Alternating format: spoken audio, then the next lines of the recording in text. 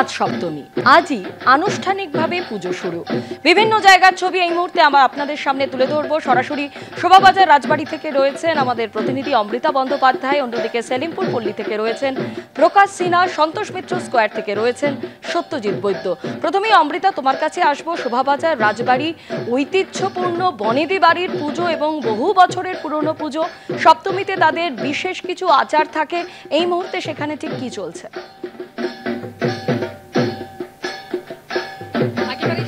শোভাবাজার রাজবাড়ি মানে যে পুজোর সঙ্গে সুদীর্ঘ একটা ইতিহাস জড়িয়ে রয়েছে। 269তম বর্ষ এবার। এত বছর ধরে পুজো হয়ে আসছে, তবে পুজোর যে রীতিনীতি, যে ঐতিহ্য, যে সাবেকিয়ানা, সেখানে কিন্তু এখনো পর্যন্ত বিশেষ কোনো পরিবর্তন হয়নি। সপ্তমীর দিন সকাল থেকে অবশ্যই কি কি উপাচার থাকে সেগুলো আমরা নিশ্চয়ই জানবো, তবে তার আগে এখানে মন্দির প্রাঙ্গণের ছবিটা একবার আমার ক্যামেরা পার্সনকে বলবো আমি দেখাতে, যে বহু মানুষ কিন্তু সপ্তমীর সকাল থেকে ইতিমধ্যে সেখানে ভিড় করতে শুরু করেছেন। তার কারণ যে ঐতিহ্য শোভাবাজার রাজবাড়ির সঙ্গে ওতপ্রোতভাবে জড়িয়ে রয়েছে, তাকে একবার তারা প্রত্যেকেই চাক্ষুষ করতে চান। আজ সপ্তমীর সকাল থেকে প্রত্যেক বছরের মতন নির্দিষ্ট রীতিনীতি মেনে এখানে যেমন নবপত্রিকা স্নান হয় এবং তারপরে দেবীর প্রাণ প্রতিষ্ঠা। বলি বহু বছর আগেই উঠে গিয়েছে, তবে এখন এখানে চাল কুমড়ো বলি দেওয়া হয় এবং আগে দশমীর দিন যেমন নীলকণ্ঠ পাখি ওড়ানোর একটা চল ছিল, সেখানে প্রতীকী পাখি এখানে স্থাপন করা হয়। এরকমই একাধিক জায়গায় সামান্য কিছু পরিবর্তন এসেছে, তবে পুজোর প্রতি যে নিষ্ঠা, সেখানে কিন্তু এখনো পর্যন্ত তেমন কোনো পরিবর্তন আসেনি। সেখানে একইভাবে এই রাজবাড়ির সদস্যরা তারা এই পুজোকে এগিয়ে নিয়ে চলেছেন। দেবরাজ মিত্র এই মুহূর্তে আমাদের সঙ্গে রয়েছেন, তিনি অষ্টম পুরুষ এবং অবশ্যই এবারের পুজোর অনেকখানি দায়িত্ব রয়েছে তার কাঁধে। তার কাছ থেকে একটু জানবো যে সপ্তমীর সকাল থেকে আজকে কি কি হলো এখানে।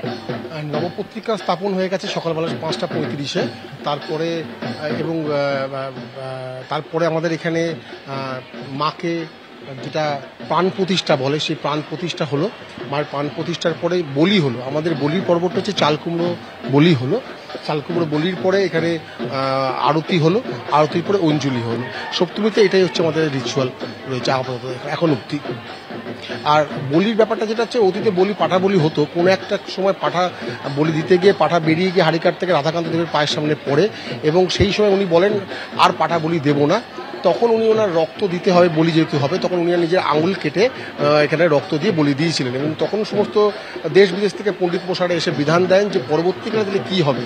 তখন থেকে ঠিক করা হয় মাগুর মাছ বলি, এবং সেটা নবমীতে বলি হয় 2টি মাগুর মাছ, এবং সেটাই আমাদের প্রথা। এবং ওই মাগুর মাছ যেহেতু বলি হয়, সেহেতু আমাদের বাড়ির কারোর ঘরে মাগুর মাছ কিন্তু ঢুকবে না।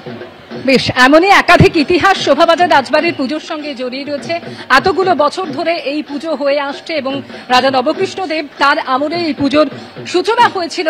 এতগুলো বছর বেরিয়ে যাওয়ার পরেও আজকেও কিন্তু শোভাবাজার রাজবাড়ির পুজো একই রকম ঐতিহ্যবাহী, এবং সেই পুজো দেখার টানেই বহু মানুষ সপ্তমীর সকাল থেকে আজকে ভিড় করছেন মন্দির প্রাঙ্গণে। পুলিশের সঙ্গে বৈঠকের পর মোহাম্মদ আলী পার্কের পুজো কমিটি নিয়েও কাটল জট। দর্শনার্থীদের জন্য ফের খুলে দেওয়া হলো পুজো মণ্ডপ। পুলিশ সহযোগিতা করছে। পুলিশের বিরুদ্ধে অভিযোগের পর গতকাল বললেন পুজো উদ্যোক্তারা। সন্তোষ মিত্র স্কোয়ারের পুজো নিয়ে উদ্যোক্তা ও পুলিশের সংঘাত যখন ক্রমেই বাড়ছে, তখন জট কাটল মোহাম্মদ আলী পার্কে। 20 ঘন্টা বন্ধ থাকার পর অবশেষে দর্শনার্থীদের জন্য খুলে দেওয়া হলো পুজো মণ্ডপ। প্রবলেমটা হয়েছিল, সেই প্রবলেমটা শেষ হয়ে গেছে। আমরা এখন আমাদের মণ্ডপ দর্শকদের জন্য খুলে দেবো। পুলিশের সেরকম কিছু আমাদের মিসআন্ডারস্ট্যান্ডিং হয়েছিল, পুলিশ তো আমাদেরকে বরঞ্চ হেল্প করছে। এখন আমাদের কমিটিতে পুলিশের উপর কোনো অভিযোগ নেই। শনিবার রাত 8টা নাগাদ পুলিশে অসহযোগিতার অভিযোগ তুলে দর্শনার্থীদের জন্য মণ্ডপ বন্ধ করে দেওয়ার সিদ্ধান্ত নেন পুজো উদ্যোক্তারা। তাদের অভিযোগ, অন্যান্য বছরে দর্শনার্থীরা যে রুট ধরে তাদের পুজো মণ্ডপে আসেন, এবার সেই রুট ঘুরিয়ে দিয়েছে পুলিশ। ফলে মোহাম্মদ আলী পার্কের মণ্ডপে সেভাবে লোক হচ্ছে না।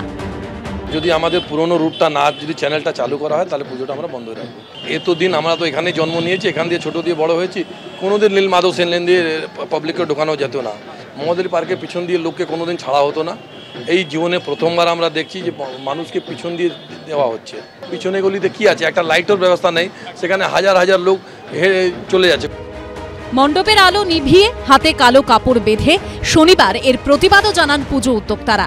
এরপর রবিবার জোড়াসাঁকো থানায় উদ্যোক্তাদের নিয়ে বৈঠকে বসে পুলিশ। জোড়াসাঁকো থানার ওসি, ডিসি সেন্ট্রালের উপস্থিতিতে হয় বৈঠক। এরপরই বিকেল 4টে থেকে দর্শনার্থীদের জন্য খুলে দেওয়া হয় মণ্ডপ।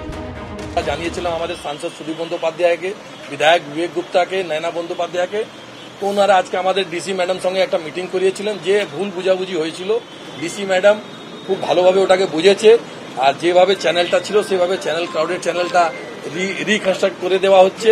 আর মানুষ যেরকম পুজো মণ্ডপে আসছিল সেরকম আসবে, ওনারা সব রকম আশ্বাসন দিয়েছে। এবার 57তম বর্ষে পা দিল মহম্মদ আলী পার্কের পুজো, থিম শক্তির সাগর। রবিবার বিকেলে মণ্ডপ খুলতেই ফের উপচে পড়ল দর্শনার্থীদের ঢল। ঐশী মুখোপাধ্যায়, এবিপি আনন্দ, কলকাতা। এদিকে পুজোর থিম নিয়েও তুঙ্গে বিতর্ক। আরামবাগের খানাকুলে ফুটিয়ে তোলা হয়েছে ডিভিসির জলে খানাকুলের আর্তনাদ, আর সেই নিয়ে শাসক দল তৃণমূল এবং প্রশাসনকে এক বন্ধনীতে এনে কটাক্ষ শানিয়েছে বিজেপি।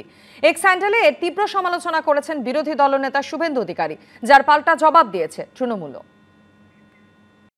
ড্যাম থেকে অনর্গল বইছে জল, একটু দূরে বাঁধা রয়েছে নৌকা, তার পাশে ছোট্ট ঘরে টুকরো টুকরো বিপর্যস্ত জীবন, পুরোটাই প্রতীকী মাত্র। আসলে আরামবাগের খানাকুলের ঘোষপুর সর্বজনীন দুর্গাপুজো কমিটির পুজোর থিম ডিভিসির জলে খানাকুলের আর্তনাদ। এবার এই পুজোর থিম নিয়েও শুরু হয়েছে রাজনৈতিক বিতর্ক। পুজোর ভার্চুয়াল উদ্বোধন করেছেন মুখ্যমন্ত্রী মমতা বন্দ্যোপাধ্যায়। পরে পুজোয় এসে থিমের ভূয়সী প্রশংসা করেন হুগলির জেলা শাসক মুক্তা আর্য। খুব সুন্দরভাবে থিমটাকে তুলে ধরেছেন, যেটা ডিভিসি জল ছাড়ার পরে যেটা খানাকুল আরামবাগ এলাকাটা প্লাবিত হয়ে যায় সেইটাকে নিয়ে এইখানে ওরা রূপান্তর করিয়েছে।